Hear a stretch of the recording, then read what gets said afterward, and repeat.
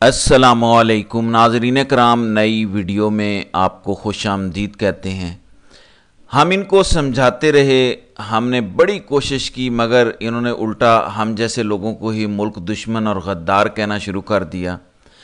आज मैं आपके सामने जो रिपोर्ट रखने जा रहा हूँ उससे आपको पता चलेगा कि पानी सर से गुज़र चुका है। ऐसी तबाही आ चुकी है कि इनको अंदाज़ा ही नहीं हुआ और सब कुछ तबाह हो चुका है। अब इस तबाही को रिवर्स गियर लगाने के लिए अल्लाह जाने क्या कुछ करना पड़ेगा, लेकिन मुझे कोई सलूशन नज़र नहीं आ रहा। इमरान खान के पांव पकड़ें, क्या पता कोई रास्ता निकल आए।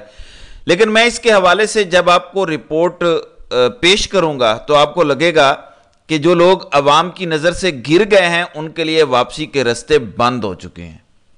पाकिस्तान में इस टाइम ताकतवर लोगों की सूरत हाल बिल्कुल बहरे, गूंगों और अंधों जैसी है। मैं इनकी आंखें खोलने के लिए इन्हें कुछ दिखाना चाहता हूं। यह वीडियो सिर्फ इसलिए मैं कर रहा हूं क्योंकि मुझे अपने वतन का दर्द है। हालात कितने खराब हैं मैं आपको बताना चाहता हूं, आपको एहसास दिलाना चाहता हूं एक दफा दोबारा।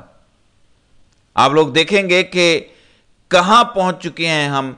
ट्वीट्स दिखाना चाहता हूं रैंडम लोगों की, इनमें ज्यादातर लोग तहरीक इंसाफ के सपोर्टर्स हैं। आप जरा ये ट्वीट्स देखें, एक सीरीज है, ज्यादा नहीं है।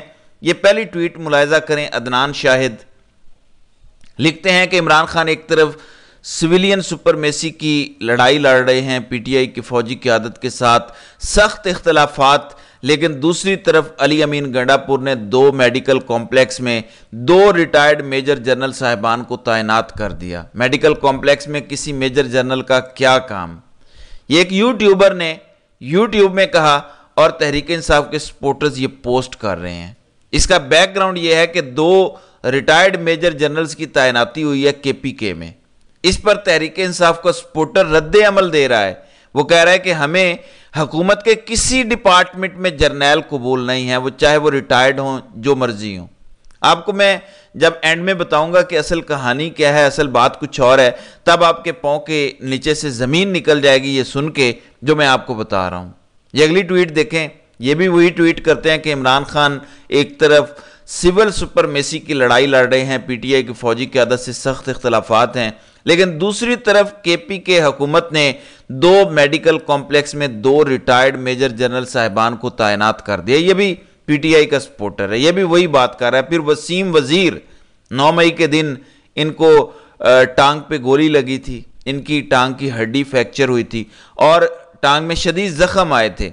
ये साहब कह रहे हैं कि major general retired Amjad Faheem Hayatabad medical complex Peshawar, जबकि major general retired Salahuddin Qasim बाचा खान मेडिकल कॉम्प्लेक्स सवाबी के 3 साल के लिए मेंबर तैनात। वजीर आला अली अमीन गंडापुर ने मंजूरी दे दी। आपकी अपनी हुकूमत है, हमारा वोट तो गटर में बहा दिया ना। ये तहरीक इंसाफ का हार्ड कोर वर्कर है, ये गोली खाने वाला वर्कर है, वो भी नहीं बर्दाश्त कर पा रहा किसी जर्नैल को हुकूमत में।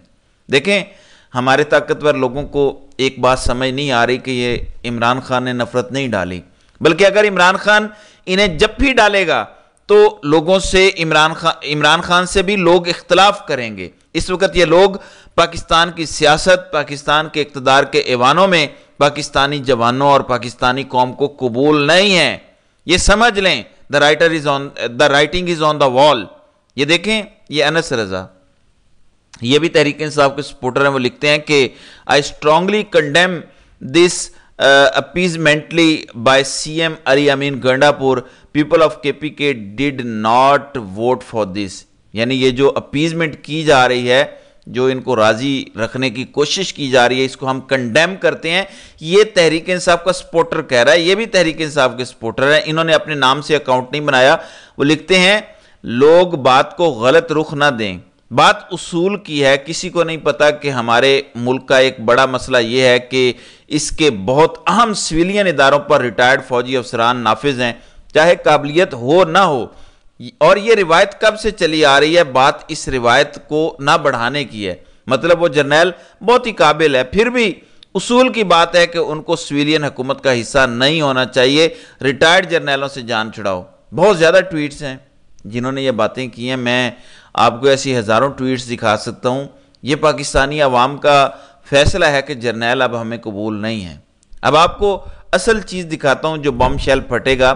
احمد جنجوعہ اس پر ایکسپلینیشن دیتے ہیں جو کہ واقعی میں سچ ہے اور ٹھیک ہے۔ وہ لکھتے ہیں کہ جنرل فہیم ایک میڈیکل ڈاکٹر ہیں and one of the old ones to support P T I, اور یہ بڑے پرانے پی ٹی آئی کے سپورٹر بھی ہیں۔ وہ کہتے ہیں کہ he was given notice by DHA Peshawar for not taking off PTI flag، یعنی ان کو اپنے گھر سے پی ٹی آئی کا جھنڈا اتارنے کا نوٹس ملا لیکن انہوں نے نہیں اتارا۔ یہ اتنے پکے پی ٹی آئی کے سپورٹر ہیں۔ اس کے بعد وہ کہتے ہیں کہ یہ پچھلی پی ٹی آئی کے حکومت میں بھی بورڈ آف گورنرز میں رہ چکے ہیں، MIT کا حصہ رہ چکے ہیں اور لیڈی ریڈنگ کا بھی حصہ رہ چکے ہیں۔ پھر جنرل صلاح الدین کا آپ سن لیں، جنرل صلاح الدین بھی ایک سینئر ڈاکٹر ہیں جنہوں نے چیئرمین MIT ثوابی یہ رہ چکے ہیں۔ یعنی یہ دونوں جنرل صاحبان 9 مئی کے بعد بھی پی ٹی آئی کو سپورٹ کر رہے ہیں۔ اس کے باوجود پی ٹی آئی کا سپورٹر یا عام عوام کہتے ہیں کہ ہمیں یہ لوگ قبول نہیں ہیں،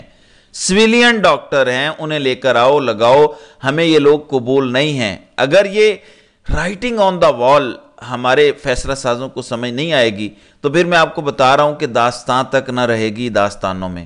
پاکستان بدل چکا ہے، پاکستانیوں کو یہ لوگ قبول نہیں ہیں اب اقتدار کے ایوانوں میں۔